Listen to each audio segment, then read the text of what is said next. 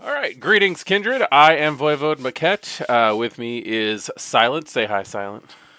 Hello, And hello, this hello. this is tapping the vein. We're doing Clan Ventrue today, which you said is like one of your top three favorite clans. Yeah. So Ventrue is my second favorite clan. Okay. It was the so when I first started Vampire the Masquerade, we started with second edition Laws of the Night, but Okay. we played at the local library around the table in like one of their boardrooms. You And played so the you played Gangrel, tabletop LARP. yes, yeah, pretty much, yeah. Um, so my first character, two or three characters were Gangrel, but the first character that I ever played for like more than two or three sessions, who didn't just get murdered by nonsense at the table, was a Ventrue. And Okay. so, especially in second edition Laws of the Night, we were it was a Sabbat game. So he was a Ventrue anti-tribute, Hmm.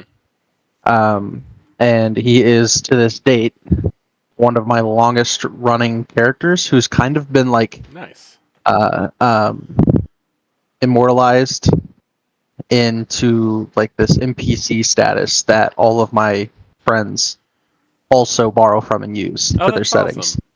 Yeah, and so they took his we all kind of as a friend group like added on and crafted to his story as time has went on. Oh, that's cool. You got Uh, kind of like a and so Lovecraft lore going on with this guy then. a little bit, yeah. I mean, like so, like he started off as a Anacilia. He was a the Pax Abbot of the Sabbat.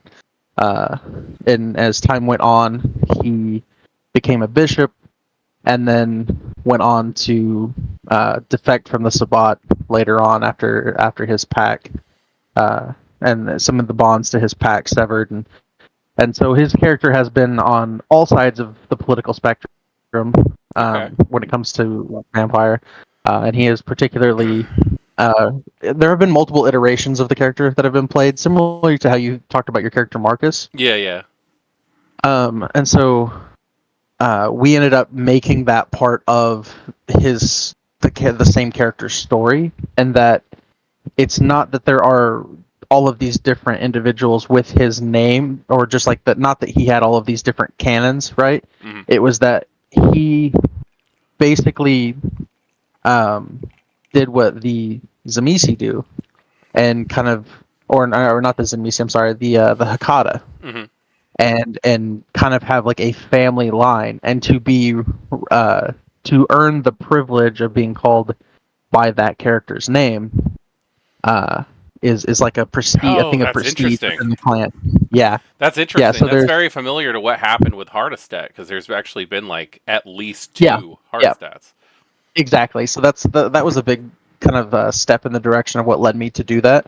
So we, instead of having like these three different iterations of his character, Mm. and I've played a lot of characters in his family line, right? But like, instead of having three different iterations of him, they were all just different members of the family who had earned the title of Donegan Creed. That's really cool. And so there's Donegan Creed the first, who is, he's the original. He's the one that nobody knows where he's at or what he's doing anymore. He's the one who used to be a member of the Sabbat and defected. And then there's the second, who went on and kind of built this big image of the family and the member of the in the Ventrue line belonging to the Camarilla.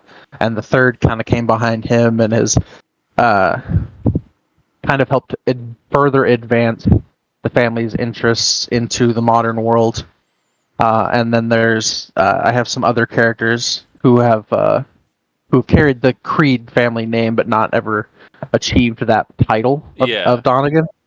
Um, and so that's interesting. and I say all of that because like the Ventrue clan is the clan of like prestigious lineage, right? Yeah, Like yeah. you're getting into this clan of like the clan of kings and the clan of knowing your lineage. And their lineage does go all the way back to Mithras. Like Yeah, yeah. I've actually got their lineage written all the way back, like written from Mithras all the way down to the, I believe, 10th, 11th generation. Okay. Uh, so I actually do know their the family That's pretty clan's sweet. entire lineage. That's pretty Yeah. sweet.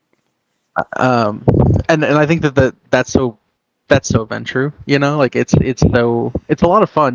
There are a lot of themes with the Ventrue clan that I love. That's why they're one of my favorite clans. Now, But yeah, like that whole story is just wow. the reason, one of the reasons why. Yeah, I love the Ventrue, No, man. I have a healthy respect for the Ventrue. I think my third character ever was a Ventrue. It's Christian Faith, who is a character that's popped Oh up on yeah, this channel a few times. I've He's always wanted just to know more about that character. I didn't know he was a Ventrue. yeah, Christian Faith is a Venture Anti-Tribu. He's actually a Venture Anti-Tribu member of the True Black Hand.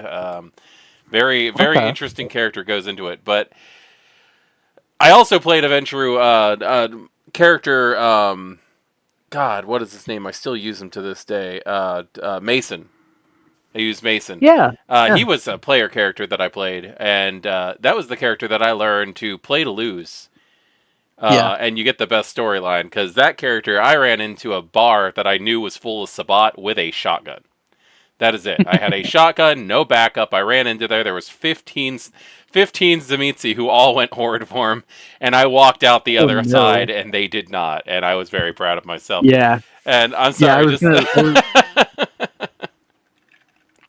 I didn't mean to cut you off, but I was gonna say to kind of add into what I was gonna say earlier was that when I first played Ventrue, um, and I kind of mentioned this a little bit, I think in the Bruja video, but yeah, like I love the Ventrue because they have the ability to make you not want to hurt me. And if you still want to hurt me, I'm going to make you hurt yourself. yeah, And if you won't hurt yourself, then good luck trying to actually do it. You know what I yeah. mean? Like No, they are like built for the survival. That's discipline for sure. thread, they are built for endurance, and I absolutely love it. Now, that being said, the Ventrue clan disciplines, because we do need to hop into the actual thing. The Ventrue clan Oh yeah, disciplines are absolutely. they have dominate, fortitude, and presence. That has not changed through all the No. iterations of Masquerade in Requiem, just because we mention that every once in a while. Also, Yep. presence was a clan specific discipline for the Deva. So what they ended up doing, what White Wolf at the time ended up doing, was giving them animalism, which Yes, was and the coolest I have thing. yeah, which I mean, it gets a little bit into like the themes of the Zamisi when you do Yeah, that. they very much are like old Um, Clan Zamitzi in Requiem. yeah, but I have to admit, like that was something I liked. I actually liked that because it Hmm. was like, I like the whole you had Masters of dominate from. Beast and Man kind of thing. Yeah, yeah, I do too, and I think there's still a lot of room for that even in V5 with Oh, predator absolutely, types and stuff. absolutely. Yeah, So dominate. I think when most people think Ventrue, they think dominate, and I think it goes the other way too. A lot of times when people think dominate, they think Ventrue because it's just yeah, such a. If they had one discipline, if each of the clans had one discipline, the Ventrue would definitely have dominate, and yeah, yeah. I would agree with that. they just control over everything. Of course, like I love like in the past in the old editions, the Camarilla was very much like, oh, Cain and the Antediluvians, they either didn't exist at all or it was so long ago they're probably dead, so don't worry about it. Trying to keep that hysteria down, Hmm. like making it so that no panic breaks out in Camarilla Elysiums and stuff like that. But like then you look at like Laws of the Night, the picture of the Ventrue in Laws of the Night, and it's this dude on a cell phone wearing sunglasses and a suit, and in his hand is the Book of Nod. Yeah. It's just like it's such a great representation of extreme power of a vampire and hypocrisy. Oh, And I absolutely. love it. I love it so much. Oh, absolutely. Yeah, I think that with the Venture do play this like super pivotal role in the lore as far as like the formation of the Camarilla, Hmm. but not just its formation.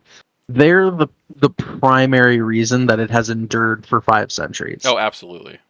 Their network, whether it's a combination of their discipline use, their use of prestation, right, of like they're calling in their favors, Hmm. and believe me, Venture, don't forget favors owed. No, Um, no, no. there, There is spiteful on that stuff as Clan Toreador. Yeah. I Oh, yeah. I was gonna say you people talk about all the time, like, oh, never turn your back on a Toreador scorned. It's like, no, no, no. Never drop your guard to a Ventrue that you owe a debt to, because he is going to Absolutely. call that in eventually, and it's never going to be when you want it to be. Absolutely. Um, and likely will result in you suffering severely for them to further their own goals. Hmm. Um, but yeah, so like the survival of the Camarilla is I attributed a big part of the survival of the Camarilla to the Tremere, and they played no small part in it Oh for no, sure. definitely they But were a huge part. it is. I think that it, and you touched on this, I think, a little bit in that video as well, is like the Tremere and the Ventrue are the two most rigid, stable clans, Hmm. and that's why the Camarilla was so formidable. The Ventrue had the the quote unquote like clan status from the very beginning, Hmm. and the Tremere had to steal theirs, right? But like I think the Ventrue, I think the Tremere having like did all their propaganda and all their work to get into Kindred society and weasel in their way into the Camarilla. I think the Ventrue were very well aware of that exactly what they were doing, and they just allowed it to happen because Oh they saw yeah, them as a more useful tool to have at their yeah. side than an enemy to have at their back. Well, I mean, if you're not going to take the Tremere and Someone you're will. exactly, and the only option for the Tremere to get any kind of anything would have been the chance of them teaming up with the Anarchs. Now that was a massively like long shot that was going to happen because you got to realize that like back in the Dark Ages, the Anarchs were mostly comprised of Bruja, but Hmm. also Zamitzi, La Sombra, and Banu Hakim. Yeah. So I think if the Ventrue had not taken the chance of taking them in, that the Tremere probably would have died out. Oh yeah. Um, Absolutely. but but yeah, there is that calculated risk of if we don't take them, what if they find like what if they're able to form a truce? Hmm. And then like we're trying to like form the pillar clans, and then all of a sudden we've got assassins, we've got Shlachta, we've got Khaldun sorcerers, we've got thaumaturges with gargoyles, and Bruja all breathing down our necks. Like it would have been an utter failure. Like everything would Oh, have been stacked absolutely. against the Camarilla. Yeah, it would have been a failure to launch, quite Yeah, frankly, from the beginning. absolutely. And you said the words, you said the keywords, calculated risk. Yeah. That is the spirit of Clan Ventrue and the in especially in the Modern Knights. Hmm. Every play that they make, I hate the character personally, but you got to give him some credit on his political Who are you going to talk about? maneuvering. Lacroix from Bloodlines. Oh, I hate him. He's a whiny little crybaby, and he brings shame upon the clan. he does. However, He does. But he still gets stuff done. and And I think it's Bertram Tung from that exact same game who said everybody likes to put the bloods down, but when you want something done, you call Clan Ventrue. exactly, yep, exactly. And from my experience playing and seeing Ventures played, their whole thing. And I've heard some people like really like see them as like self-aggrandizing, like leaning into like bigotry or supremacy. And I'm like, it's not about that. The individuals themselves are that they're individuals, but the Hmm. clan has this like intricate network and structure of what do they call dignitas? And Yeah, dignitas is Dignitas. I've attributed dignitas to basically being like a vampire social credit score. Yeah, but it's all It's like within just the clan. exactly, yeah, it's just within the clan, but you can do things for kindred, for your other kindred that can earn you dignitas Hmm. within the clan itself. I And think so it. that's why oftentimes you'll see them doing things for others, Well, presumably selflessly. yeah, right. That's how boons are gathered. But Right. I think it was the first edition Ventrue clan book that said that like to be a member of Clan Ventrue, you had to earn like $1 million in the first like 5 years of being a Ventrue, or they just kick you out and you're caitiff at that point. Oh, really? Yeah, like it was. I don't think anybody's ever. I've never seen anybody actually like enforce that. And I might have the numbers off. It might be $5 million in a year. I really don't remember, but I do remember reading that at some point in time. And I know my first storyteller used to throw that at us, but I don't think they ever enforced it. Yeah, I vaguely I don't remember if like I recall hearing those words. I don't recall. I'm not certain if it was from hearing you repeat them or if I heard them or read them somewhere else. But I Hmm. do remember those words. Um, Funnily enough, I've not seen that in writing Hmm. um, since probably since first edition. I'll be honest. First edition is the one edition of VTM. I'm not like the super. I'm not the most well read on. It was a I have mess. went back and read. I have went back. Yeah, oh yeah, it was. It was a I've mess. went back and read some of the lore stuff from first edition, but yeah, it's a It's mess. it's a lot of Um, fun to play the earlier stuff, but like I don't know, like even the Sabbat were hilarious to me in first edition because like I'll have to go back and it's read. very similar to now where they don't acknowledge clans Yeah. like back then, like Hmm.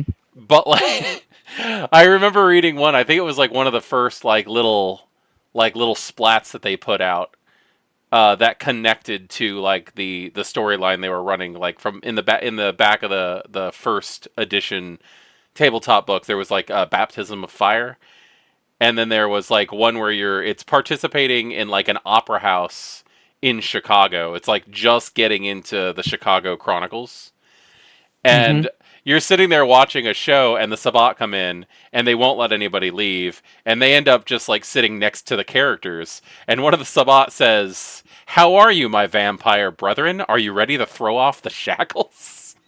And I'm like, "Oh my god, these guys are the geekiest anarchs." That's just bad writing. Like, It was, but like that's the introduction to the Sabbat. oh man, that's Like brutal. the the introduction of the Sabbat is like, "Hello, fellow neonates." Yeah. It's like That the guy Steve from Buscemi, that Steve yeah, Steve Buscemi meme. Buscemi. Hello, fellow Hey, my children. fellow hello, my fellow teenagers. What's pop or whatever it was he says. It's like, yeah, dude, we're not the same. Stop trying.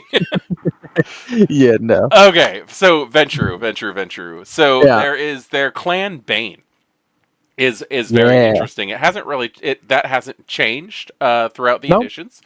Um, I think the only like change that you're actually going to find is going to be in like again Requiem where they were more like Malkavians. They had a paranoia to yeah, them. yeah. Um, They had a knack for acquiring derangements yeah, faster for whatever reason. Yeah. because they weren't a real bloodline. They were created by the other clans to rule.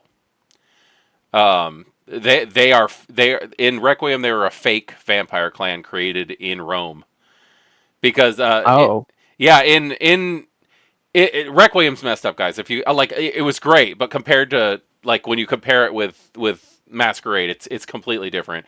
Where there wasn't an Incanu in Rome running things. There was the Camarilla in Rome running things, yeah, and yeah. and the four main vampire clans got together and blended all of their blood and had someone embraced to rule. So instead of them fighting over who gets to be in charge, they created together a group, and that was Clan Ventrue.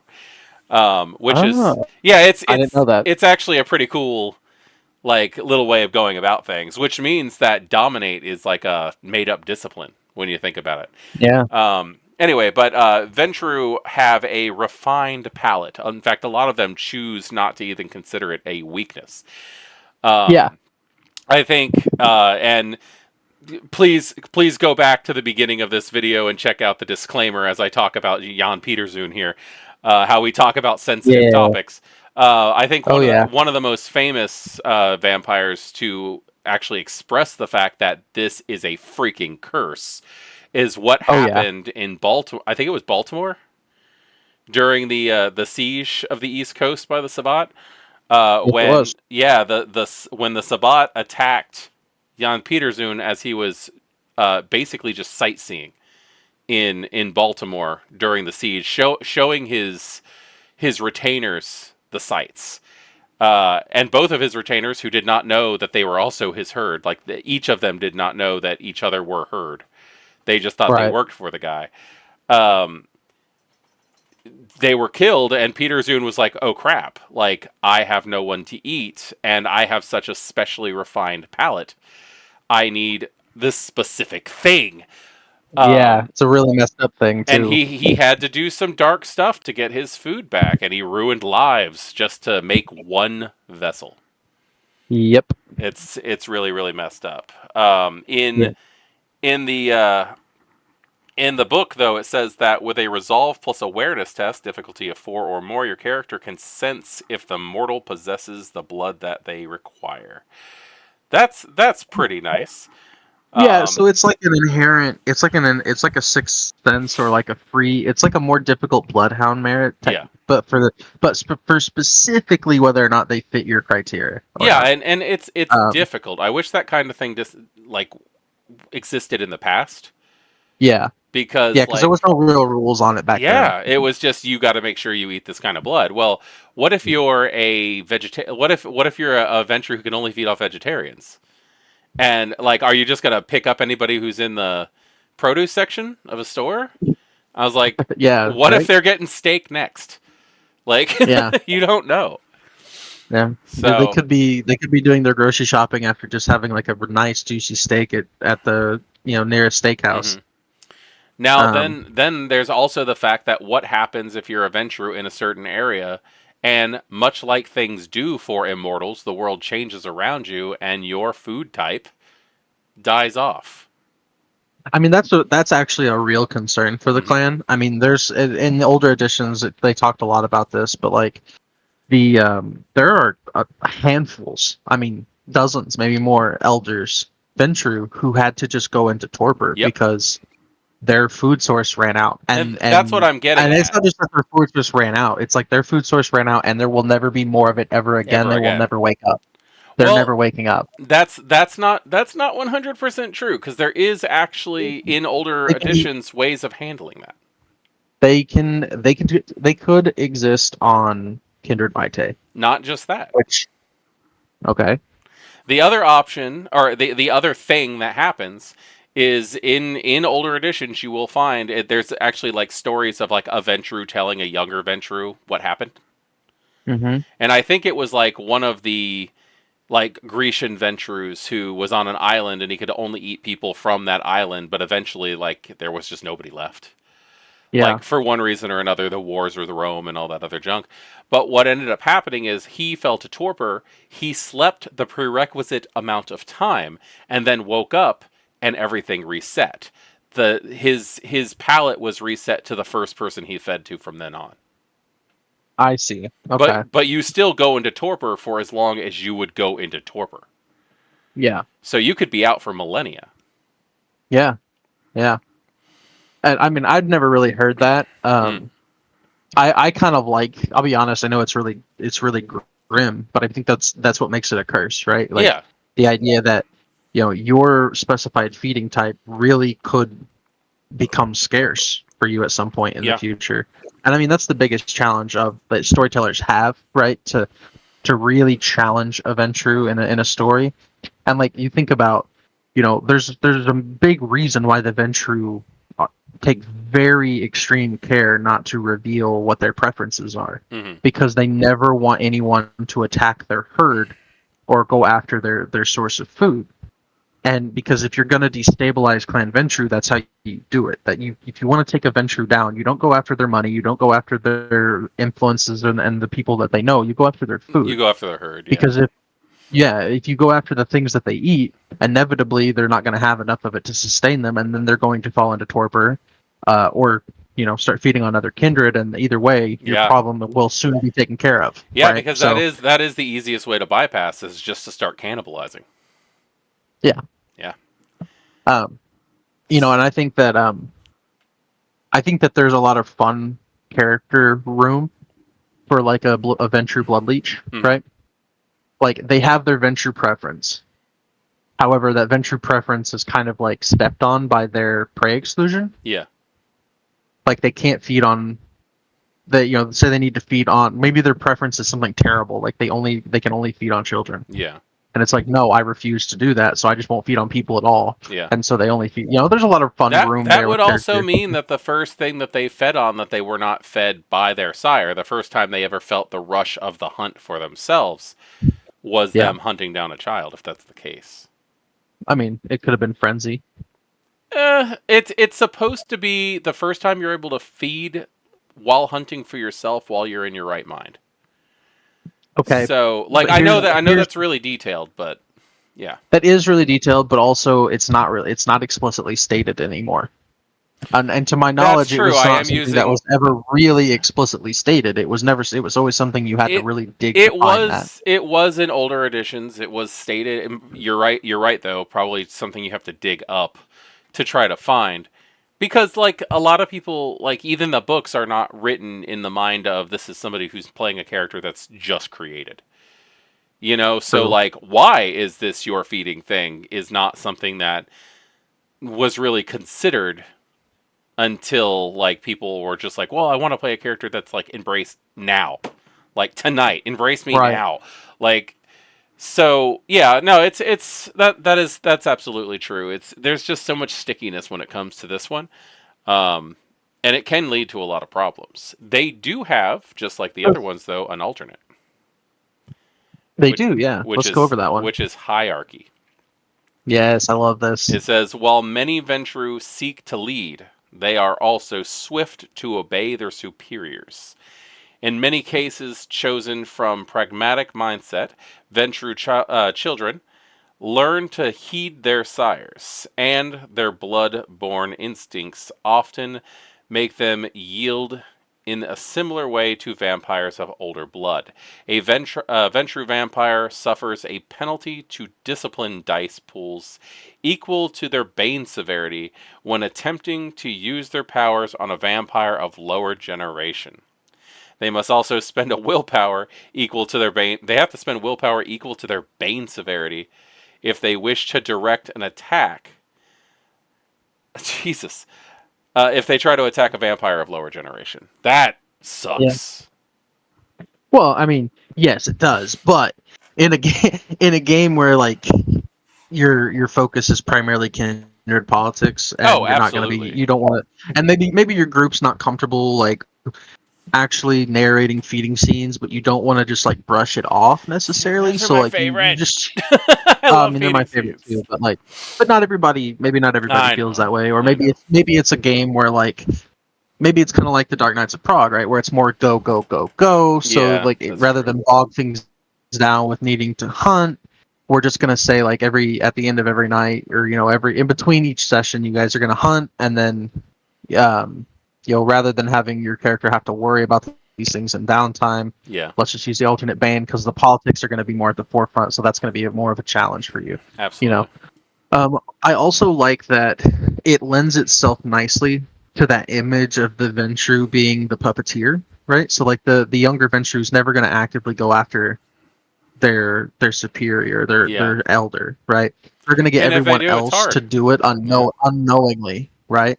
Yeah, and if they try, it's hard. So they get everyone, they pull strings. They make everybody else think it was their idea, and that way they can get other people to go and do it for them, Yeah. and then they come in and pick up the pieces, right? So it makes them look better and further their goals at the same time. So I think it's a really good bane. I think it's brutal, but I think it's a good I bane. think it's brutal. I think I still have a hard time accepting it simply because I've been playing for so long and it's always been feeding, you know? Oh And this yeah, one's so far off from feeding. This one actually kind of feels like a this would make a good alternate bane for the Tremere. You know, like you're always yeah, going to yeah. listen to Actually, it older would. Tremere, you know, like something like that. But I do Yeah, like it. I could see I can that. see where it fits into a chronicle though. Yeah, absolutely. And I think this is a really interesting one for like twice cursed. True. I think this would be Yeah, this coupled with twice cursed. For those of you who do not know, the twice cursed flaw is something that basically says that your character suffers from both clan banes, which is interesting yeah, because it kind of points out the idea that both those clan banes exist in the same continuity, yeah. but they're not supposed to at the same time. So Yeah, well, I mean, I think that falls into the whole like. There's the line that's like, storyteller discretion. You may take this fall yeah, line, right? Where it's like, if your storyteller allows it, yeah. your storyteller may not want. alternate banes, or your storyteller maybe running a game with only alternate banes. I don't know. If you're Yeah. like Well, I mean, the really way mean to your players. when the alternate brains were first introduced to World of Darkness, like I sat down with my table and I said, "What would you guys prefer? Like, what do you guys think Hmm. fits the story better?" And we talked about it, and I think for the most part, we decided to just stick with the same standard Banes. Um, Right. but whenever somebody comes in with a clan that has not been played, we have the same conversation again: which one fits better to the story itself? So, yeah. Yeah, I think I mean, this is getting off on a minor tangent, but it won't be. I'll keep it short. Like the variant banes, I think are really great for if you want to do like a bloodline of a clan. I could see that. I could definitely see that. Yeah, that's one of the like that's one of the like house rules that we kind of use, like a variant house rule, where I it's like like that. if you want to play a bloodline, you can use one of the variant banes and say you're a bloodline, and you don't have to like spend any points on it or anything, right? And then if if you really want to get like your Requiem on, you take the twice cursed flaw, right, where you're like a member of the bloodline, but you still have your main clan uh, Bane as well, right? Yeah, So that's just one of the ways we do it. But with that's with the awesome. Ventrue, there are I think I like correct me if I'm wrong, but Okay. aren't the Ventrue like the clan with the most lore sheets in the game so far? Off the top of my Because head, I I can think don't of know, but three I or think four. so. Yeah, they have pure Ventrue lineage. They have the which I mean, there's two specifically for Ventrue, Yeah, and then there's and I guess I should clarify like what I mean by that is not like Ventrue only, but like Ventrue definitely heavily. affiliated. Yeah, So there's the pure Ventrue lineage. There's the Cult of Mithras. There's Hardestat. there's another Cult of Um, Mithras one too. There's two Cult of Mithras lore yeah, there's sheets. there's two Cult of Mithras's and Fiorenza Savrona. Yeah, yeah. Fiorenza. Oh my god. I think Such a great I character. love the character, but I also love the background story behind the character, like how she was thought up is just the funniest thing to me in the world. I guess I don't know the So, story. oh no, oh okay. Well, Maybe not. when they were in, I believe they did all the photo shoots in Stockholm. Uh huh. Um, but the lady, I'll put a picture up. But the lady who plays or who is the picture of Fiorenza on the lore sheet and on Yeah. she's not even named Yeah. Holding Fiorenza. the.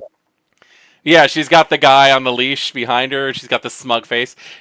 Yeah. She was just some random lady who came in and really got into the photo shoot.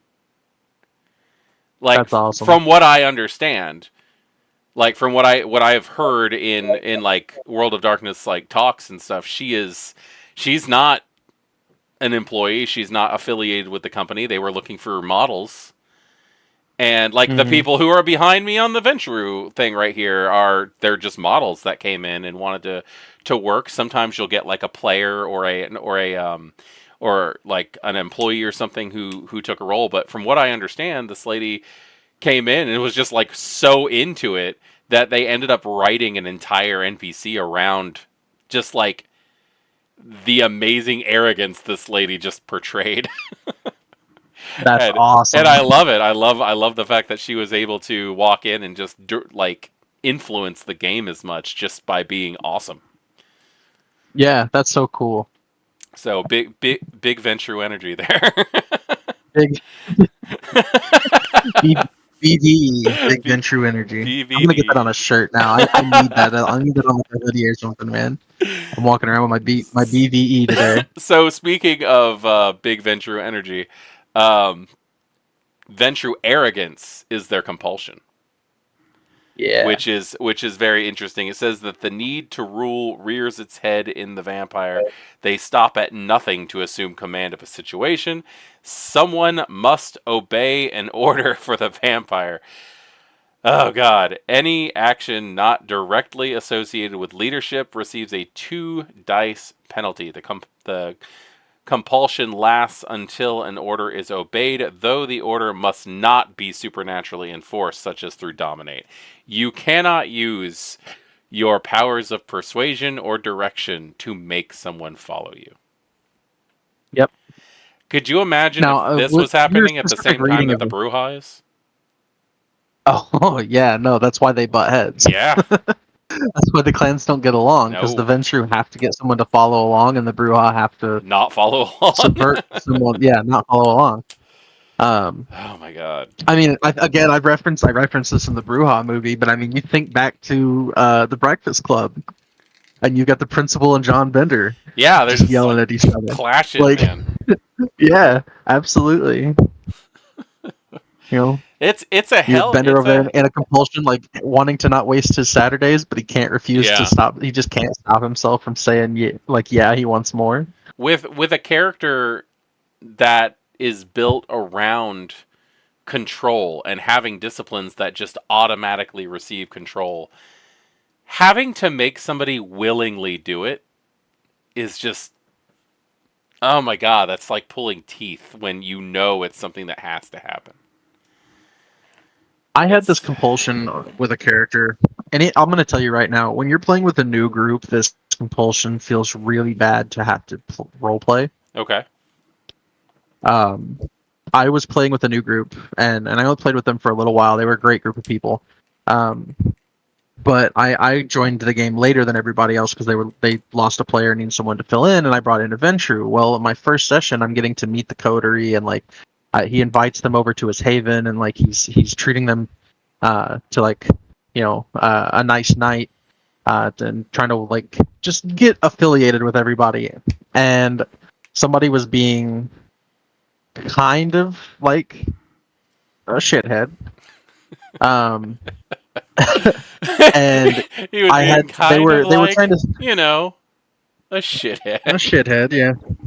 And so I ended up having to. They were trying to be sneaky, and I rolled a perception check, and I bestly failed, and or no, I think I messy crit, and instead of like having me act out fairly, they were like, "You're gonna get hit with your compulsion." Yeah, yeah, And so then I'm like, "Oh man, I gotta be a dick to everyone here yep, now," yep. and because it was just in that moment in the scene, it was like I had to role play this being a total douche about this, and I'm like, I don't want to be an arrogant prick, but Mm, like that's what they are, they have to be. yeah, So uh, their compulsion I think hurts way more than their bane does. At least for me, yeah. I'm always one of those I people mean, where it I'm like, should. I can separate character from player, right? Yeah, But I don't. These were new people that I wasn't super familiar with, and I'm like, I don't know if they know me well enough to know that I'm trying to separate. Like, this is not me. This is my character, as an and so it just felt ST, so bad.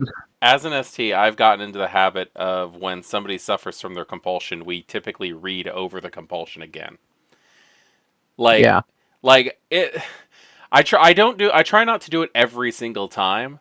But like, if it's been a month or so since yeah, the Bruja has acted like an asshole, or the Ventrue has taken on arrogance, or if the Lasombra has gone ruthless, like yeah, I tend to go, okay, you're gonna have to act by your, you're gonna have to act through your compulsion. And I was like, just to remind you, and I'll read it to that player, but out loud so that everybody else hears it, so that yeah. they don't take it personally. Because I have seen that kind of thing that you were worried about happen, where people literally get upset because you're doing something that happened because of a dice roll. Yeah. So, yeah, no, I completely understand where you're coming from on that one. Now, something that I've never thought about with this Bane, and I had to pull it up in front of me to reread it, but it Hmm. says any action not directly associated with leadership Yeah. receives a 2 die penalty. Do you think that that means like the concept of direction and leadership, or do you think that means mechanically the skill leadership? I would say, that's a. Is it capitalized?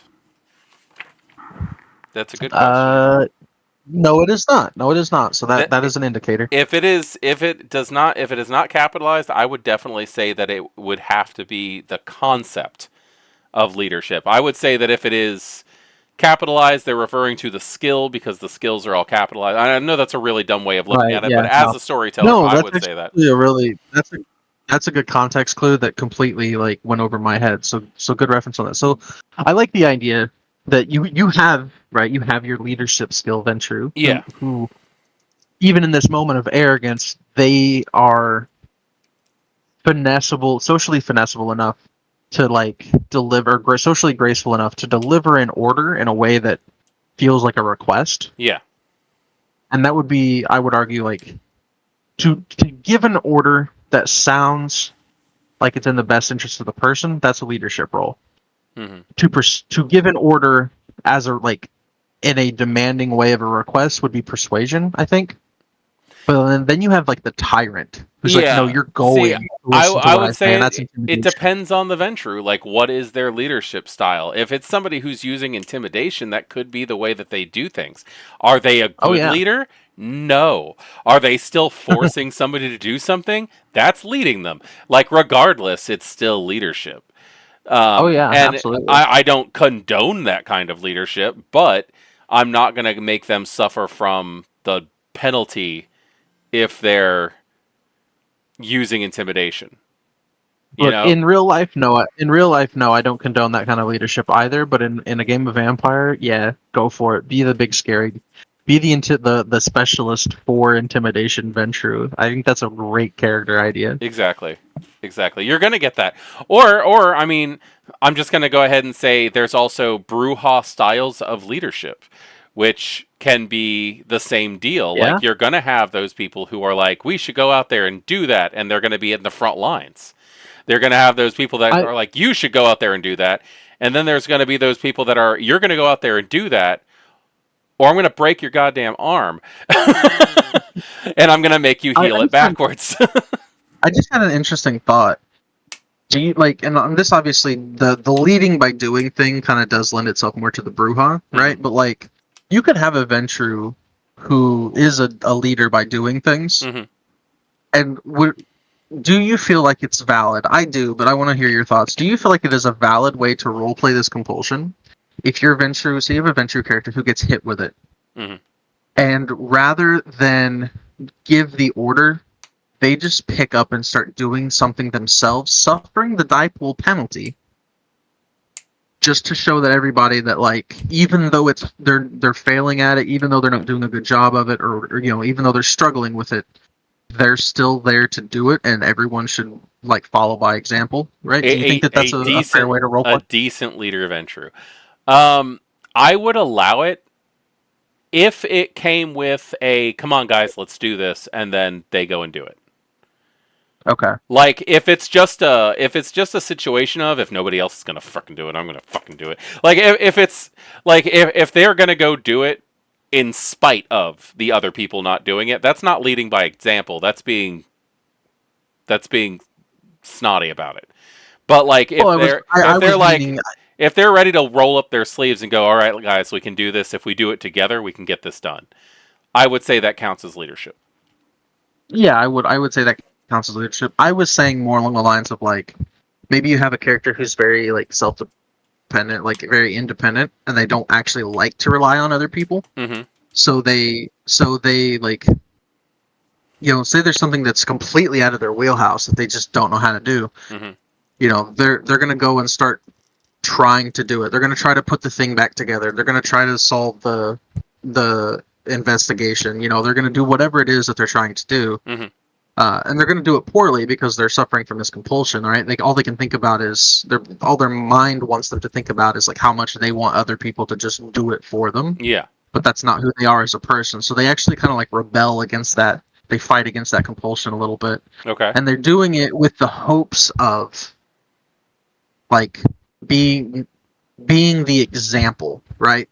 Like they're doing it with the hopes of like if they start doing it, everyone like other people more suited for it might actually Um, jump in and do it for them. I don't know. I think that really I think that really depends on the situation. Okay.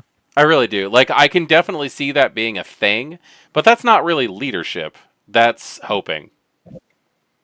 And I want you to like, put hope in one hand and shit in the other and see which one fills up first. It's the only thing that comes to mind. Yeah. Yeah. It's funny as we were actually looking. That's not really leadership. That's just the Ventrue sulking and doing things by That's so themselves. fun. That's so funny that you said that because we were watching Grumpier Old Men earlier today, and that line came on. It was in that movie. I Push don't your think one I've hand, ever shit in the orga- other. I don't think I've ever said that like organically in my life. That's such a my. I actually that is a common phrase in our household. Is it? So Oh Yes, it is. God. I've heard that phrase since I was like old enough to understand words. I don't think I've ever actually said that for any reason. Okay, But so we need to take a look at the Ventrue archetypes. sure, yeah. So we've got the cold-blooded corporate director. This Ventrue controls a successful corporation, perhaps as a eccentric or reclusive CEO, or maybe as an influential silent partner involved in guiding the firm. This Ventrue is always several steps removed from dirtying their hands, but will rarely hesitate over ethics if it means getting ahead of the competition. I think this is the classic Ventrue in the tower kind of situation.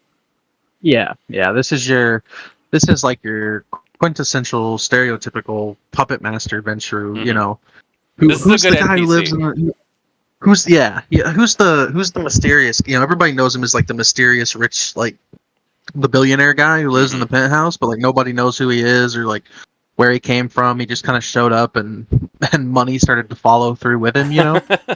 We're glad he's here, That's but his we're also character. glad he doesn't come out of his room.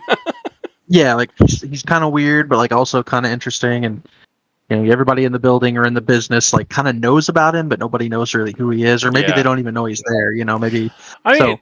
It I've worked in that kind of corporate situation also, where it's like I have a boss, my boss has a boss, and my boss's boss has a boss, but I have never seen him. Yes, I know he's exactly. in the Yeah, building. I've seen his car, yeah, but I've never seen him. yeah, yeah, exactly. So And so this is just your run of the mill Ventrue. Like yeah, there's nothing wrong with it. Like this is the quintessential concept for the yeah. Ventrue plan. Now, if you're going to take this concept and direct it to how your vampire works with other kindred, this is an NPC, not a playable character. Like I do think that if you run with humans like this, if you're just like I'm going to work with my retainer is going to work with their underlings, and so on and so on and so on, that's great. But like this is a boring character at a table. If you're going to say, oh, this is also how they interact with other vampires. Yeah, no, I wouldn't say that this is how they interact with other vampires. This is how they interact with mortals and the mortal world. This is Yeah, how they accumulate their wealth and their influences. yeah. Well, I as it think says, it that kind of morally ambiguous. Also, they probably don't look the part to interact with humans for the most part. that is true. Yeah, and so this is somebody who I would say is probably very ingrained in the local politics. So Hmm. this is a character you can actually have a lot of fun with. Yeah, this would be a fun This is Primogen. this could be a fun Primogen. I mean, Yeah, this could be a fun player character. You know, you because your character is the mysterious, like several steps removed CEO of a corporation, yeah, right? You're directing the corporation. It's your background. It's your downtime. You're in yeah. between, you know, sessions. I can That's definitely what your see this character as does. a downtime That's character. not. Yeah, This is not. This concept is not necessarily the forefront of your character, just because that stuff isn't like exciting things to do at the table hmm, necessarily. Um, but then this is because they are so many steps removed. If there's a problem in the company that they have to deal with, it's a pretty significant problem, or you can almost guarantee it's like kindred related, right? So because of them being so many steps removed and really only having to do like, you know, maybe they're part of their nightly routine is like they spend the first hour or two of the night reading over, you know, files and forms and documents and reports, right? And you just kind of like let that be what it is, and then the rest of the character's time they are this is your I think this is your perfect character for somebody who really plays the prestation game. It's yeah. like I can see that. I'm doing you favors. I'm buying you. I'm getting bailing you out of trouble. I'm covering up your breach. I'm doing this for you because I have the money and the resources and the manpower to do it. You know, and I think that's a great character concept. I Agreed. don't think it has to be an NPC. I don't think it has to be an NPC if they're interacting with kindred. Well, they should be. Like that's just my one concern because I've seen people who have tried to play this character but towards everything. And then they come up to me and complain that they're bored. So, Well, yeah, like, yeah, you dug your hole. Uh, have your character go out and do some stuff. But yeah, yeah. that's the only reason I really said that. So after that, we have Member of the Order. The Clan of King, the can, the Can of Kings. That's what I said. The Clan That's of what you said. Kings are well suited visitors in secret societies such as the Freemasons and the what is that one? The Rosicrucians. Yeah, The Ventrue knows how to spin their worlds or their words. God, I cannot suck. You want to read this one? sure. I'm just gonna go. I'm gonna give up on this one. You go read. Yeah, You go ahead. I got you. I We'll got take you. we'll take turns. The clan of kings are well suited visitors in secret societies such as the Freemasons and the Rosicrucians. This venture knows how to spin their words. They act as the reclusive leader or an important member of their society, whether it be informal gentlemen's club, a ladies' guild, an alumni society for I can't see that magnates or millionaires, Mm. or gathering of concerned citizens clandestinely seeking to control the neighborhood. All right, I can see So this. this is your I think this falls under a lot of my NPCs. Truthfully, a lot of my NPC Venture run like this. yeah. I think that this kind of encompasses the Creed ventures that I played. Yeah. They are their own kind of they're their own little secret club within the Ventrue clan, right? But they're also like very big on historical preservation. Hmm. Like that's a big aspect. So like the Freemasons, they're like heavily ingrained in like Freemasons and like history museums and stuff like that. They have a lot of their wealth and investments tied up in those fields and those Yeah. societies. So I would kind of attribute my Creed ventures to the member of the order. Okay. So then we have our conservative politician. I'm going to attempt this. Like I believe in you. The kings have always favored conservatism and maintenance of the status quo. The politically inclined blue blood acts as the untouchable spin doctor, lurks in the wings of the party, or advises putins and newsmen on how to direct the story.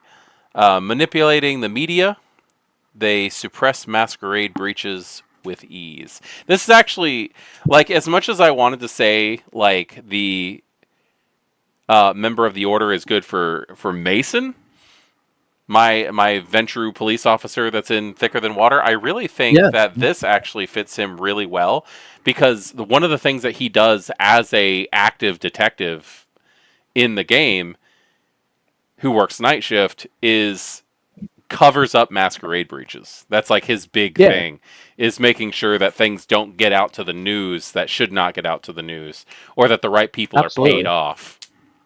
Uh-huh. Yep. Yeah, and we watched that movie Night Teeth. Yeah. Yeah, we watched Night Teeth. And there's a police officer who's very evidently on the payroll Oh, he's of a the ghoul. of There's the no doubt in my mind that's a ghoul. yeah. Um and so it's like, this is your influence then true. Hmm. This is the one who's paying people off. They're the one pulling the strings. They're the ones sending, having they're not the ones doing these things directly, right? They're having other people do these things for them, Hmm. right? So they've got a guy who goes and delivers the blackmail to the the media station, or they've got a guy on the inside who can put their foot down whenever a reporter comes up with a story that they don't want leaked, right? Hmm. But they're also the one who, like, they know the guys on the beat. They're the ones they make sure that the cops on the beat cops, the guys who are the first ones to a First scene, responders. they make sure that their families are taken care of. Yeah, yeah. They pay them just to keep you informed. That's all they need. Just keep me informed. Yeah, I see. Anytime anything weird comes up, you let me know immediately before you ever report it into anybody else. Yeah. And it's that kind of character who it's like, I'm gonna make sure that I keep my hands on every pulse and just keep it all under lock and key. I see a lot of people playing Ventrue who are just like dominate, strong arm, intimidation and stuff and I'm like, you got a pocket full of cash. Yeah, money goes a Like long way money for goes mortals. a long way when it comes to mortals set in the world of darkness because everything's so much darker in the world of darkness. Everybody's a lot more desperate in the world of darkness, and people are there's a lot more people on the take. So like, Hmm. and I get it. I understand that they're trying to like be fun and use your powers, but like you're playing a Ventrue, one of your biggest powers is your bank book. I You mean, know? that in the College Humor parody of Batman, claims that he only has two superpowers. He's rich and he's nuts. Yeah. Like those are his powers. So like being rich is a superpower. I think it's funny that you say that because like my household has like a has its own like household Discord. Uh-huh. Like we like only our family are in it, so that like when we're all off doing things, we can still communicate with each other. And Right. one of the things that has wound up on the family Discord is a memes channel. And Yeah. one of the meme that I put up there last, what I just thought it was funny, and I wanted to show everybody with this. There was I think it was like from the New 52 comic books, and it's got It's got Princess Diana. It's got Wonder Woman holding out the lasso of truth, and she's holding it out because they're like, "Who are you? How do we know we can trust you?" And she's like, "Oh, this thing makes it so that everybody has to tell the truth. Let's introduce ourselves." And she holds it out, and they all grab it. And she's like, "I'm Princess Diana of Themyscira," and she names off her mom. And Superman's like, "I'm Clark Kent, Kal El." And friggin' Batman's like, I know what you're I'm about to say. Batman." Yeah, I'm I was Batman. like, Yeah, because and I just sent it in. I was like, Malkavian example. yeah. See, that's the great thing is Bruce Wayne is the Ventrue, but Bruce Wayne is also the mask. Oh You know, yeah, he's nuts. he is Batman first. Yeah, he's nuts. Uh, Uh, but yeah.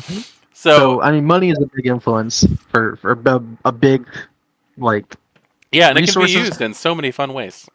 Well, we've not really talked about like advantages much, but I feel like if there were going to be a time to do it, the resources advantage and the influence advantages. Mm-hmm. I feel like these are pivotal to the Ventrue clan, like as a whole. Mm-hmm. Um, what are your takes on like when you're if you're gonna sit down and say you're making your first Ventrue or you just want to make it a simple, easy to go character? Uh huh. What would you recommend for players, like as like a starting point spread, right? Like you I would say obviously it's very easy to be like, I want 5 dots of resources, and I'll never want for anything financially ever that's again in this game. boring though. Like But it is I boring. like the idea of coming in and having money. But I always tell like if somebody's bringing in me like a Ventrue concept and they're like, well, what do you think about backgrounds? I would say start with no less than 3 points in resources. Yep. I would say make sure to have at least one retainer, Okay. like a good one, not like a 1 dot. Like put some points into the sky, and you might want to choose an area that you excel at. Like I think that a lot of people would go, "Oh, I'm Ventrue, I'll take finance," but like there are so many different areas that you could Hmm. choose to be in charge of, and Yeah. that's actually an interesting question though because we just instituted something in Thicker Than Water because after all of this time of playing this, influences have not come up. And Oh I wow. understand we're playing Anarch. Like it's an Anarch game primarily, so like duh, they don't really think influences that often. But what we did is we started instituting some of the rules that are actually in the Laws of the Night 5th edition book. Okay. Where if you have a human on your character sheet, I don't care if it is a touchstone, I don't care if it is a retainer, an ally, or contact. I do not care. If there is a human character on your character sheet, you tie it to an influence Okay. instantly.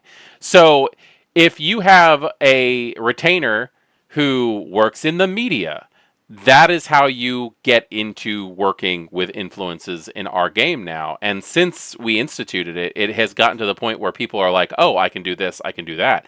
Yeah, that's why influences are awesome. And now you can do that, but you don't have to worry about spending extra points in it. Okay.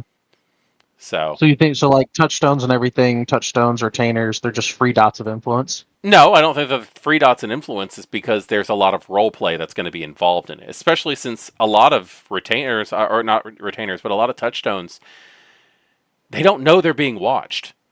That's true. You know, like this is going to make you go, "Oh God, we're in trouble. We need somebody who has health influence to do this." Like I know of a nurse, but I don't really talk to them. Yeah. You know, Okay. like this could lead to some awkward situations, but also some very interesting role play. Okay, I see what you're saying. Because like I just don't have anybody who just takes influence on their character sheets most of the time. Oh, I always try to, when I play Ventrue, I always try to have some. I do. I say always, but like I try to when I play Ventrue to at least have some influence. I also do it with Samisi or like Lasombra. I want Hmm. some influence. Some kind of power is always Because nice. yeah, just some kind of like social sway Yeah. in one direction or another.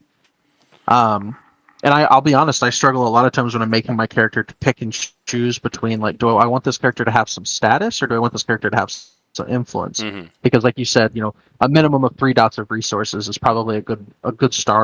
starting point. You could squeeze by with 2 if you're like part of my assets are tied up or like um or like you're in the process of trying to like that's part of your character's story, right? Is like trying to earn more money.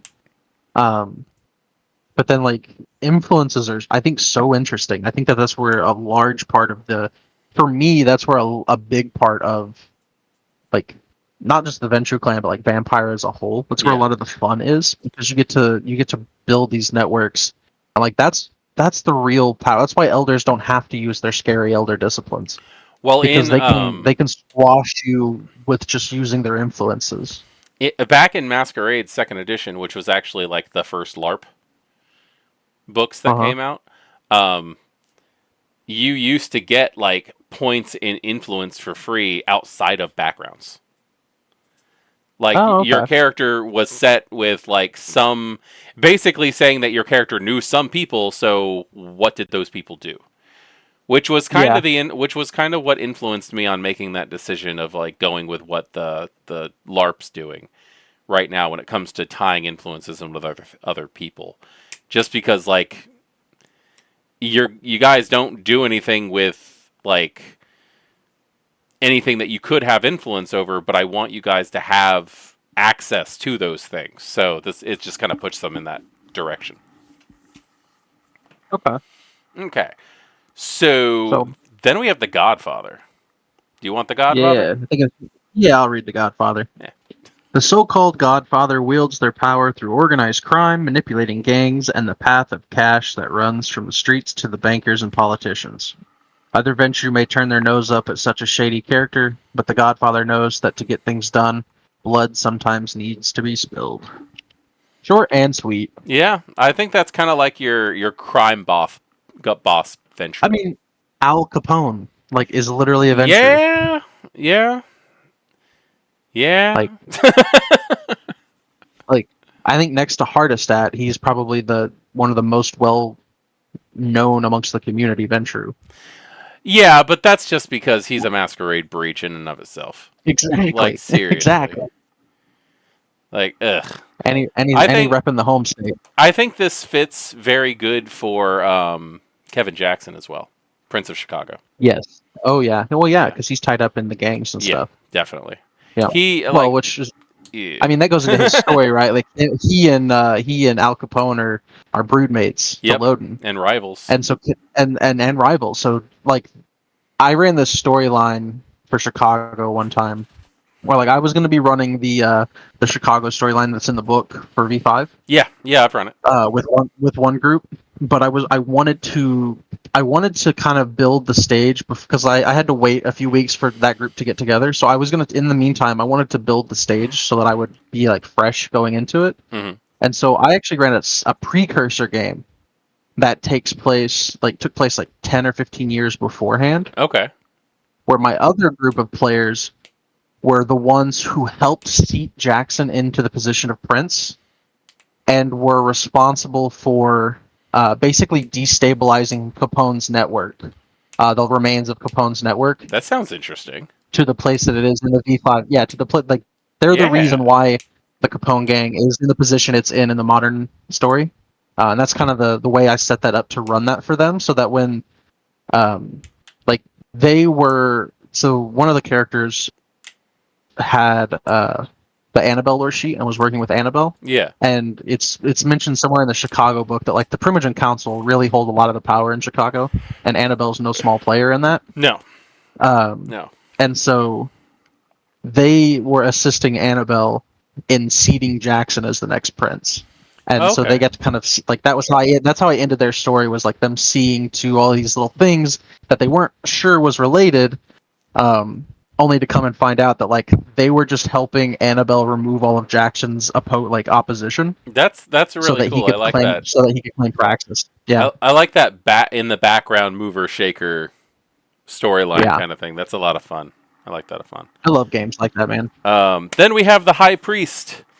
The Ventrue have venerated their ancestors, both mythical kindred such as Mithras, Tinia, Yeah, and yeah. Tiamat. Oh, that was actually a thing that popped up. I think earlier today, actually, is that there's an elder Ventrue named Tinia, um, where Avalon, who's the player for Tinia the Bruja in my game, was like, "The hell is this?" She's like, Hey, I'm gonna be stupid getting at random. them in the Discord about this. She's like, stupid random name generator. Anyway, and historical personas nearly as eminent. This ancestor worship ranges from historians' thorough study to leading a cult in the ancestor's name, seeing the touch of the forebears in all that they do. The high priest seeks to repeat history, fulfilling the goals of their ancestors and spread the knowledge of their glory. This kind of really fits with the Trinity lore sheet. Yes. With the whole like trying to rebuild Constantinople, or yeah, and again like it says here, the whole Mithric thing. Yeah. I do see that as the idea of the ancestor worship in Clan Ventrue is it's amazing, like how far it can go, especially since some of these quote unquote ancestors could very well be still alive and just in torpor or just doing other things. I'm gonna be real with you. This Uh is huh. probably the one, this is gonna sound very hypocritical considering I've like Go for it. idolized an entire line of characters. But the cultist like ancestor worship element of the Ventrue clan is probably my least favorite aspect of the clan. Really? Yeah, it's I not my I favorite. don't I It's not don't my think favorite that's part. hypocritical of you. I'm kind of surprised considering. Yeah, no, Interesting. it's probably the lowest thing on the list of why I like the Ventrue. Like it, if at all, it's like actually off the bottom of the list and like a little box that says like, oh yeah, and this too. Like like Well, I mean, you don't have to include that, but the fact that right, there's probably going to be an elder out there that's like, well, my grandsire was this person, so I'm impressive, is going right, like and I that's a mean, standard Ventrue thing. so the whole like high priest, cult of Mithras kind of thing, it's just the whole part of the dignitas, practice of dignitas, where you have to be able to recite your entire lineage after Hmm. the first year, all the way back to your the Methuselahs, Yeah, or and in some cases back to Ventrue themselves. yeah. It's just that practice of dignitas, that social practice, to the extreme. Hmm. It's like, yeah, we can recite our line and we worship our eldest. It's like, See, I like to give them okay, a I little bit mean, more of a culty manner. Like you see it these is a guys in cultist thing. suits, and everything, but like when they're not in the Elysium, they're lighting candles and wearing black robes and honoring Mithras, like and wearing the golden masks of the sun and stuff. Like I love, like specifically the cult of Mithras is a lot of fun for me to put into Well, I mean, games. it plays on like the wealthy elite all secretly being satanic, Satanists, right? Like it Hmm. plays on that whole like trope This of is like like the ultra this is the like ultra elite or Bohemian satanic, Grove and stuff. Yeah, yeah.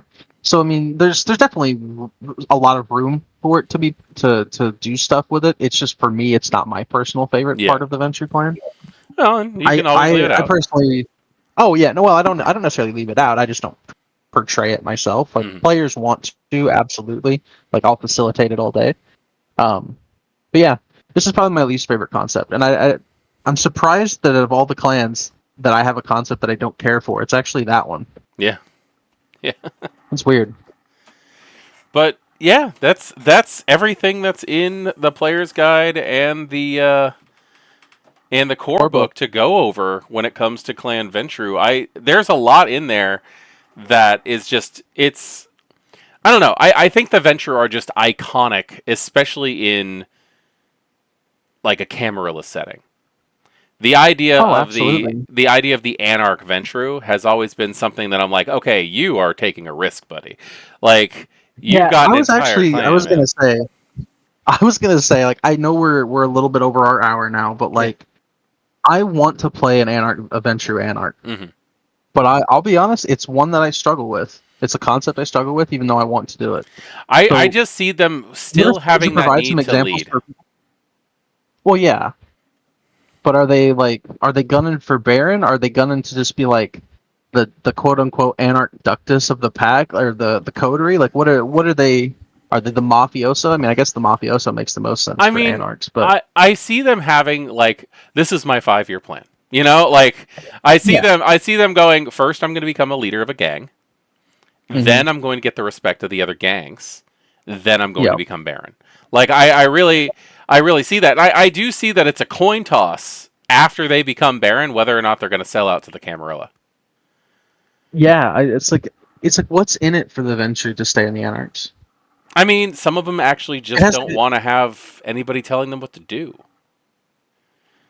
You know, and yeah. if they can hit Baron, who's going to tell them what to do?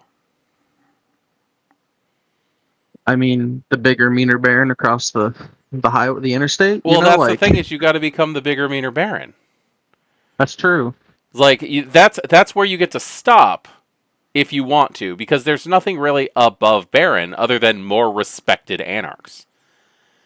You know, just like rando anarch who's not a Baron, such as like Rudy or Theo Bell or Tyler. You know, like the classic names you get to throw out there. They're not Barons anymore. Yeah. They're off doing their thing, which a lot of these Ventrue aren't really going to want to do for the most part. So I at mean, that point, they just get to one of my be, you know, Baron.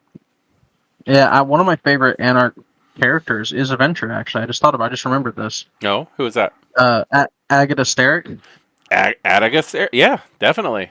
Yeah, she's a Venture. I forgot about that, but yeah, she's a Venture. Yeah. Then there's also She's we got Victor Temple, yeah, oh yeah, Victor Temple. Yeah, the undisputed Ventrue, undisputed Baron of Baron of the the Valley, man. Valley. Like he's iconic, and he wants autonomy. He wants freedom.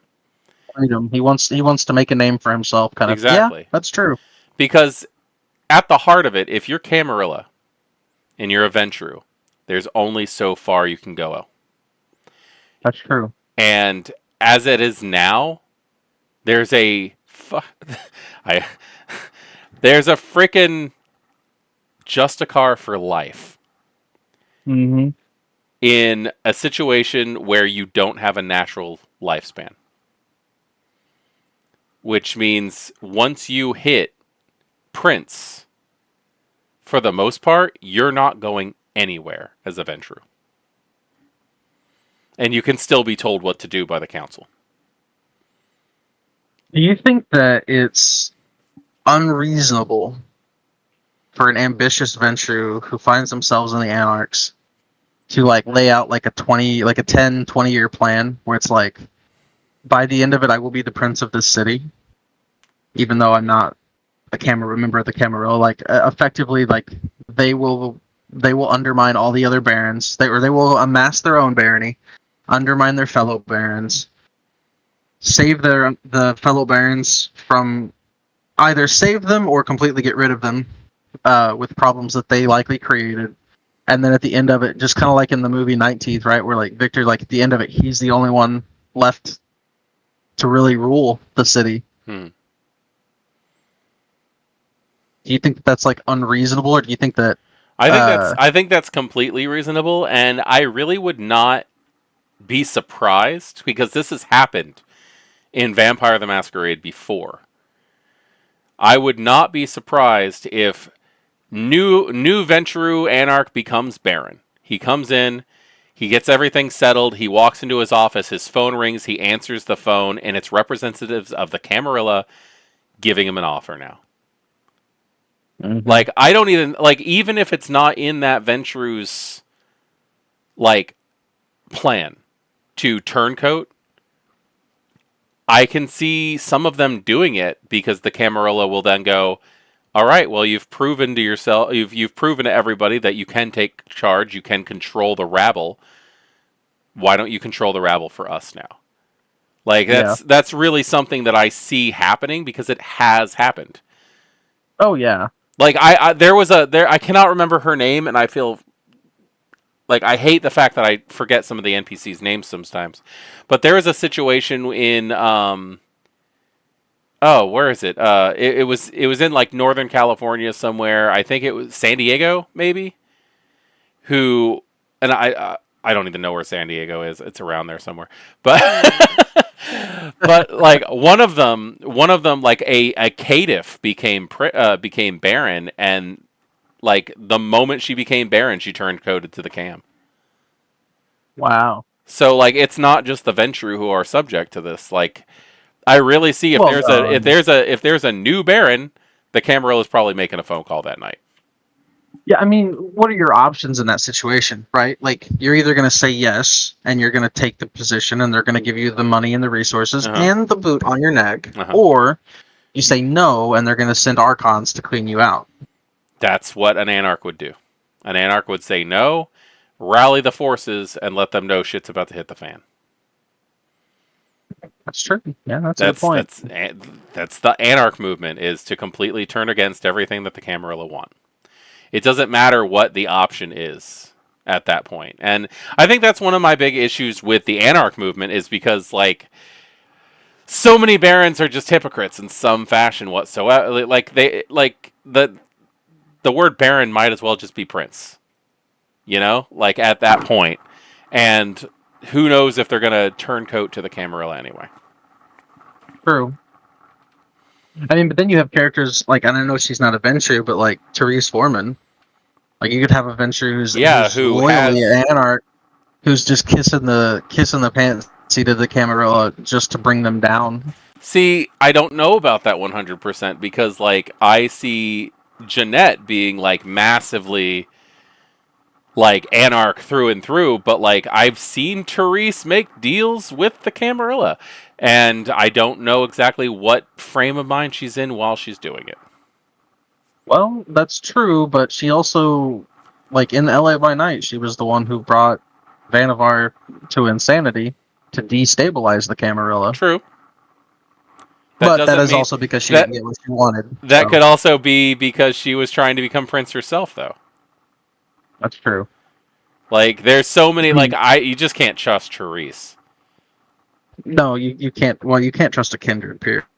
Yeah, but especially Therese. Unless, yeah, except Venture, you can trust the Venture. Oh yeah, all the time, all the time. Just trust Absolutely. trust every I venture wasn't. you ever Now meet. forget you were told to say this. Yeah, I don't like. I've always thought you could trust the Ventrue. You just, Oh, absolutely. they're good guys. Have you ever seen the? Have you ever read the meme that's like, if the clans were kindergartners on the report card? I have not. Okay. I'll have to find it, so I don't want to take too long to do it. But like, if you read through it and it's like solid, it gets down to like Salat, and it's like, he's a good kid. I wonder where he's been lately. Like Tremere, always hanging around the other students. Seems to make good friends though. Although I haven't seen Salat in a while. Stuff like. Okay, here it is. Uh, Banu Hakim does not play well with others. Bali, rarely seen but has a bad attitude towards teachers and students alike. Bruja plays very well with others. Others' toys, others' money, others' friends, others. You'll have to figure out how he got that gun. Caitiff, recently added to the class. The others have not yet taken a chance to know him, and they act like they don't want to. Gangrel, always playing outdoors. In fact, it's darn hard to get him back inside after playtime. Giovanni keeps asking, when do we get to dissect frogs? I've tried to explain that she has to finish 8 more years before that, and she just sulks. It's great. Lasombra, strangest kid I've ever seen. He's rare. He's already got a 5 o'clock shadow. He was not here on school photo day, and despite protestations otherwise. Malcav. Night. Yeah, these are the antediluvians. Sorry. Yeah, Nice, no, that's quiet fine. child, and yet all of the other children don't seem to like him. They think he's been plotting against them all. I'd be prone not to believe it, but I've seen some of the notes he's been passing in Sumerian. Nosferatu, strange child that has an unfortunate disability, yet always ready to help the teacher that with information on who's been doing what. Ravnos, I'm not sure if this one keeps being in two places at once and never seems to run out of lunch money, especially when the others have had theirs go missing. Toriador, Toriador, top of the class in finger painting. Best you can say about him, really. Zamisi has since developed an attitude problem and started picking on the others and hanging out with young Lasombra. Yeah. Tremere, caring, thoughtful child, always the first one there to help when the other is injured in any way. Salubri, one of the first children Tremere helped. Actually, I haven't seen them lately. Set. The lisp is a bit disconcerting, as well as the eyes, and seems more interested in distracting others with his goodies than doing any actual work. And Ventrue, model student. Always a pleasure to have in the classroom and well spoken, and then forget you were told to write this. That's awesome. That's amazing. Yeah. Yeah, send that to me and I'll put it up on the screen. Alright, but Oh my god, that's great. Anyway, yeah. no, That is the Venture to a T right there. I've Model always student and then forget you were told to write this. I've always loved the Venture though. They've always had like a really bad rap in a lot of the games that I've played in, but like I've always enjoyed them. Um, I mean, yeah. Well, a lot of people's first introduction to Clan Venture was LaCroix, unfortunately. yeah, he is really not the best example of Clan Ventrue. Like seriously, look into Loden, look into Kevin Jackson. Like there's so many great Ventures out there that are really cool to see. I think one of my first like real looks in on him was like Julian Luna from Kindred the Embraced. I think Yeah, he was a yeah, little bit too human, especially for yeah, somebody who was like a severe like scourge like just a few years before the show yeah, takes place. That man went from having no humanity to having all of yeah, it. But yeah. whatever. Um, so yeah, I guess final thoughts on Clan Venture. What do you think? Man, I love them. They're great. Like their role play is fascinating. Their clan structure and culture is fascinating. Their disciplines are just amazing. Like if you want to play the character who's unshakable, Yeah, unmoving, and like always seems to just have a level head and always knows a guy who or always can get something done, you call a venture, you play a venture, right? absolutely. Like there's nothing more to really I feel like it can really be said about them. They're so much fun to play, and if anybody listening has never played one, I highly Give it a recommend. shot. Yeah, give it a Give shot. it a shot and don't feel pressured to play to type. Ventrue can you can play Ventrue against type and have a lot of fun with it. Absolutely. Absolutely. So, I guess the last thing that we need to do is self promotion. You got anything you want to tell us today? Yeah, I am silent comedy. I am going on like 4 years now, friends with Mekhet and an God administrator to damn. the Our World. Yeah, I Really? am. I am.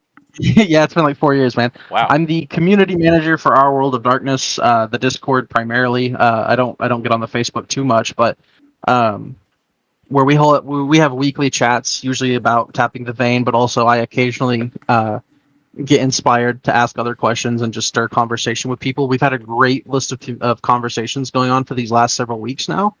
I'm excited to see where this continues to go as Tapping the Vein gets into other more specific topics and concepts. Hmm. Um, I am also a character creation consultant. I finally got like an official title for it now, um, where you can request my assistance with fleshing out characters, helping you with writing your characters. Where I also have a deal right now that anyone who joins the Patreon uh, for the Denizens of the World of Darkness level, I will give you a free character creation session where I will help you write your character and help you flesh them out and just as much detail as I would anybody else. So keep that in mind. Um, yeah, and I will be playing the unknowing Malkavian Silent at Darkness Emergent come June. Who will be road tripping with his friend, the YouTuber Mekhet, Hi. and it's going to be a lot of fun. I'm also going to be playing for my first ever Banu Hakim at Darkness Emergent for your Friday for Mekhet's Friday table game. Very cool. So I'm very much looking forward to that. But yeah, I think right now that's all I've really got going on. Okay. Well, I am voivodemekhet. I will also be at Darkness Emergent from June 6th to 9th, participating in the LARP event that's going down, but also running two tabletop games, also an Anarch game and a Camarilla game. Um, I guess like I don't know. There's so much going on. I'm running so many. Like I'm getting into running so many games right now, and I guess that's something I could say is that they are available to join by joining Patreon. That is what I'm doing. Is I'm running games for patrons, and right now we have an Our World of Darkness game, what's tied into my Thicker Than Water plot line that I run, where you get to play characters that will basically mess up what's going on at my table. And then also we have another game that's going on, but I also do Werewolf and Hunter too. So I guess that's it for me right now. I'm super excited about everything that's going on, especially the trip in June. So Yeah, I'm so hyped for that. yeah. So I guess Uh, I guess that's I all we think got. that, well, I was gonna say the last thing is the community Discord challenge. So I think this Mm. week I am asking the community what is your favorite what is your favorite theme about the Ventrue, and then provide if you have a personal example, provide a personal example of a venture that you really enjoyed seeing played, or whether that you played them or somebody else played them. Mm. That sounds That's good. this week's discussion topic. So Sounds like a lot of fun. And no, it's going to be great. next tapping the bane is going to be the cative. I am So we're so gonna hyped for the Cative. yeah, we're going to talk about the clan list. That's something that I really want Yeah, to play, and I just never do. you So got to give it a shot, man. It's a lot yeah, of I fun. really want to. I really, really want to. I just don't get to play that often. Anyway, That's true. anyway, so thank you for joining us. We will be back with another episode featuring the Cative next time. I am Voivode. This is Silent, and yeah, you guys have a great night. You Drop want? that sick outro. Yeah, I was waiting for that one.